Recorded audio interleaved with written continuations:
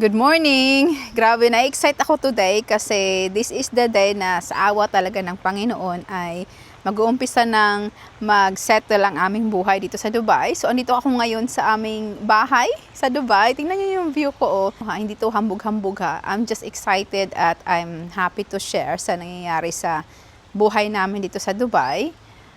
Medyo ngayon malamig kaya nakaganito ako, naka-cardigan, pero perfect yung temperature, yung weather. Nakuha lang namin ng susi kahapon. Pumunta kami doon sa may government office para magperma. Namit namin yung may-ari nitong bahay, nagperma kami, ganun. So, it was amazing experience. Share ko later kung gaano katagal namin nabili to yung process, mga lahat-lahat kasi grabe, ang daming last minute. Pero eto muna, today officially may delivery ng aming gamit. Yung unang darating ay yung aming bed. So, pupunta yan sa aming master bedroom. Tapos yung recliner ni Bruce. Tapos mamaya, ang garden furniture na nabili namin, dito yan. Tapos may pupunta din na mag-measure or magsusukat ng kortina. So, ayan, exciting. So, kaka-apply lang namin ng electricity kahapon sa gabi. Sabi nila 15 working hours daw. So, na-expect namin bukas pa ng gabi mag-turn on yung mga lights. Pero, ayan na, may lights na kami. Agad-agad. Kahapon lang kami nag-apply. Ayan. So, napakabilis dito sa Dubai. Grabe. Nag-apply na rin ng internet. So, ang dami na namin ginawa. Alam niyo, napaka-amazing kasi meron ditong nagme-maintenance. So, pagpunta ko dito sa bahay, merong isang lalaki na nag-clean sa garden. Sa loob ng garden. So, may maintenance na binabayaran dito every month. At kasama sa loob ng garden yung nililinis nila. So, at least, hindi lang ako yung mag-aano sa garden, kundi meron akong katuwang o meron kaming katuwang. At nilinis niya, eto dito, yung mga, tas siya pa yung water ng mga plants dito. Siya ang nag-water. Kasi may tubig naman, tas may hose doon. Tapos, tinanong ko siya kung pwede ba niyang kunin itong dead na tree. Pwede daw, pero kailangan nila ng truck, tapos kailangan nila ng cutter para ikat yung sa may dulo dyan. So, kukunin niya nila bukas. Napakabilis kasi agad-agad, bukas agad. At hindi naman kamahalan yung presyo na hinihingi. 500 dirhams, magkano ba yan sa Pilipinas? So, ayan. So, papakuha namin ito. Ayan. Tapos yung may sirang cabinet dito. Papatanggal din namin yan. At itong sirang cabinet. Ayan, so 500 dirham lahat. Tapos bukas ng umaga, mga alas 8, merong pupunta dito para mag-deep cleaning. Hindi naman ganun ka, dirty yung bahay, pero gusto ko ipa-deep cleaning sa ceiling kasi maraming mga cobwebs. Ayun, garage. Andito na ata yung delivery. Hi! Hello ma'am, hi, how are you? I'm good, you're right. Yes, I'm the Ali brother. Ali doing the garden working, I'm doing the car washing. You want car wash? Then I will do it. You do the car washing? Yes. Okay. Yeah. Grabe lahat dito, pino-provide yung So, we will discuss about the car washing, but we're not doing it today. No, no. 150 dirham. Yes, in the 1 week, 2 times the outside, in the 1 time inside, okay? So 3 times cleaning, what you Yeah, say? 3 times. In a week? Yeah, 1 week, 3 times. But 2 time outside, 1 time inside, okay? In the you Saturday here? Well, that's a lot. So you can do cleaning twice in a week. Yeah, 1 week, 2 times. That 1 week, but one is inside, Yeah, including 1 week, inside. 2 time outside, 1 time inside. Okay, perfect. Yeah. Grabe, lahat talaga dito ino-offer ba? Ang daming pupunta dito nag-offer ng kanilang service, garden, cleaning. 1 second. Oh, you can come in. Come in. No. Okay. Garden cleaning, maglinis ng sasakyan, lahat in-offer talaga. So hindi ka na maghahanap, ang daming. So the moment na yung namin, yung title of deed ng bahay ay naka-register na sa online, ang daming tumatawag sa amin, mga internet, kung ano pa. Kasi pag bagong lipat ka, so marami ka nang kailangan ng mga di ba? Okay, teka lang, kunin ko muna yung number niya. Grabe, napakamura ng car cleaning dito. 150 dirham, which is nasa 30 pounds. Tapos, siya, twice a week. Meron na kaming magka-car cleaning na anytime pupunta dito sa bahay. mayroong nagme-maintenance ng aming garden. Grabe talaga. I cannot believe it. Tapos yung maintenance ng garden dito, kasama ito sa yung maintenance pa na binabayaran namin na kalahati sa binabayaran namin sa UK. At yung binabayaran namin sa UK, hindi kasama yung maglilinis ng garden or magwo-water ng garden, di ba?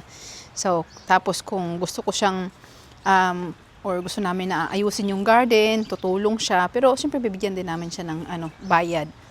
Pero napaka-amazing! Merong mag-aayos ng garden. Hindi ako makapaniwala. Grabe talaga. Ang mahal-mahal kaya yung per hour ng gardening sa UK, 30 to 35, yung iba 40 per hour, pounds. Dito, kasama na siya sa maintenance or yung service charge na binabayaran namin, which is 128 pounds per month. Yung binabayaran namin sa UK, na council tax is mahigit 300 pounds per month. Pero, hindi kasama na mayroong mag-aayos ng garden mo. Walang ganun. Tapos pati dun sa garage ay lilinisan din. Grabe talaga. Pati garage, linisan. Dapat hindi lang pala ako nag-book ng deep cleaner, pero kailangan talaga namin ipa-deep cleaning. Yung deep cleaning na gagawin naman ay kasama sa mga wardrobe, yung sa loob ng mga wardrobe, mga cabinets, linisan din nila. Nag-aantay na lang ako ng darating yung delivery.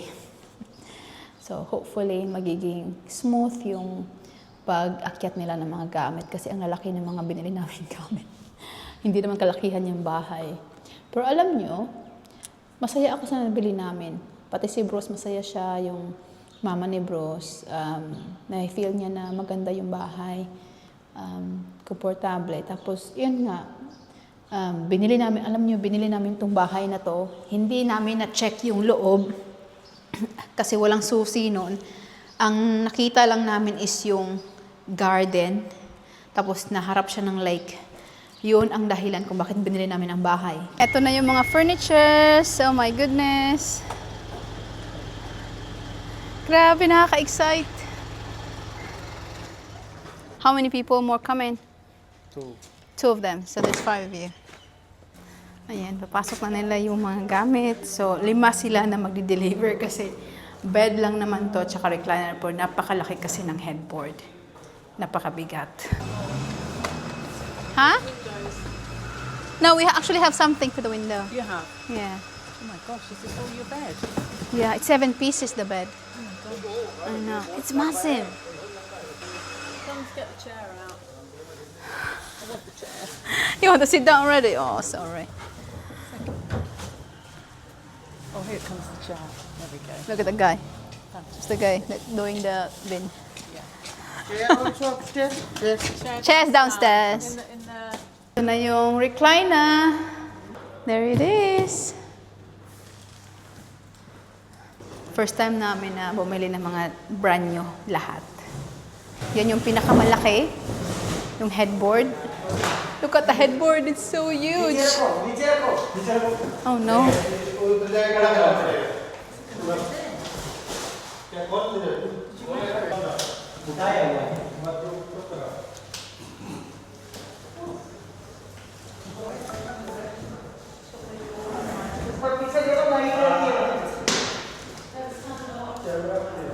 Oh no, naawa ko sa kanila.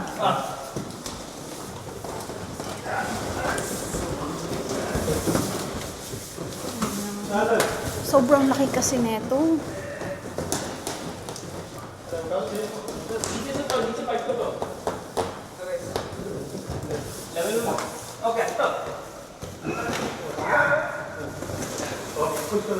Oh no, naawa ko sa kanila.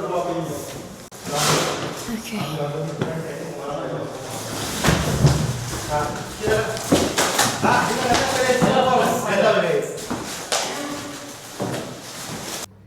Ayan na. This occupies the whole bedroom.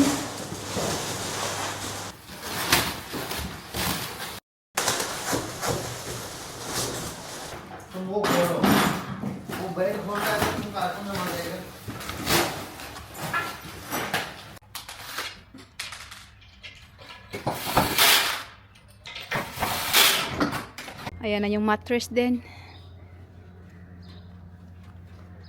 Hindi mo atindan yung mattress. Grabe. Nagdatingan na lahat. The mattress is in. Now, the question is there a space?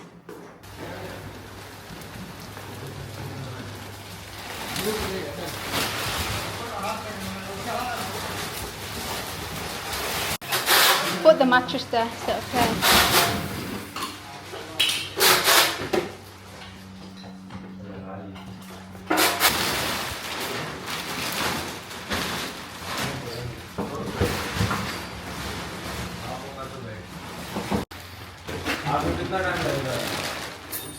Mom, look.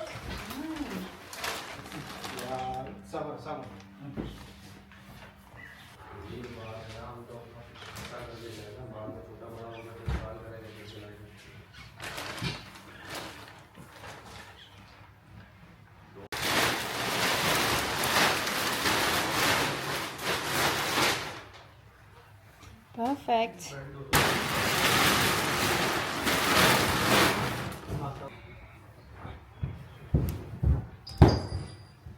Wow.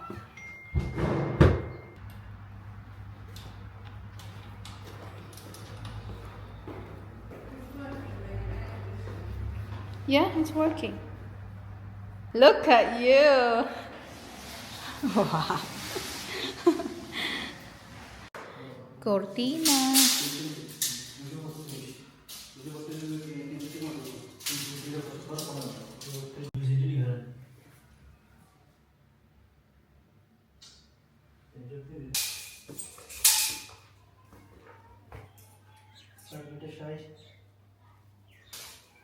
This one make one pieces. One piece. Really? Two piece. Two side. Okay. So, cortina din yung sa door. Okay.